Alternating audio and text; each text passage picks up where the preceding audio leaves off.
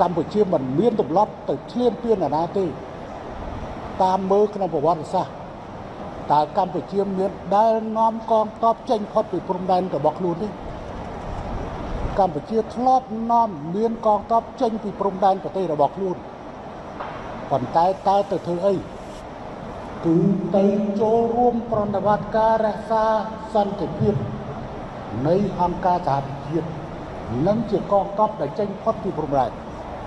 ប៉ុន្តែក្នុងអតីតកាលយើងធ្លាប់ដឹងហើយថា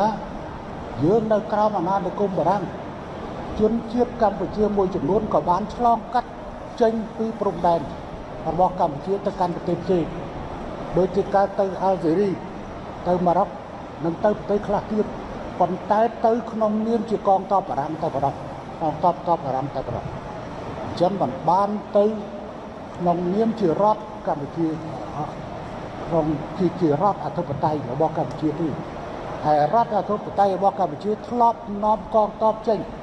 តែក្នុងប្រតិបត្តិការរក្សាសន្តិភាពមិនដែលនាំចេញផុតពីបន្តត់ព្រំដែនរបស់ខ្លួនទេហើយសូមបញ្ជាក់ដូច្នេះវាគ្មានការគម្រាមកំហែងហើយគ្មានប្រទេសណាដែលមិនគួរមកតិចទៀនកម្ពុជាមិនមកនិយាយអំពីបញ្ហាឥឡូវយើងសន្តិវិធីគឺមានន័យថាយើងមិនទៅវាយគេតែប៉ុណ្ណឹងទេប៉ុន្តែបើសិនគេមកវាយយើងគឺអត់សន្តិវិធីជាមួយទេវើយនិយាយគ្នាហើយហើយរថក្រោះនេះក៏សូមបញ្ជាក់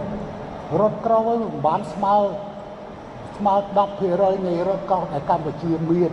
សពថ្ងៃផងដូច្នេះវាតូចតាចណាស់អារឿងកប៉ិចកប៉ុកណាស់មិនគួរមកថាអីបង្ហាញរថ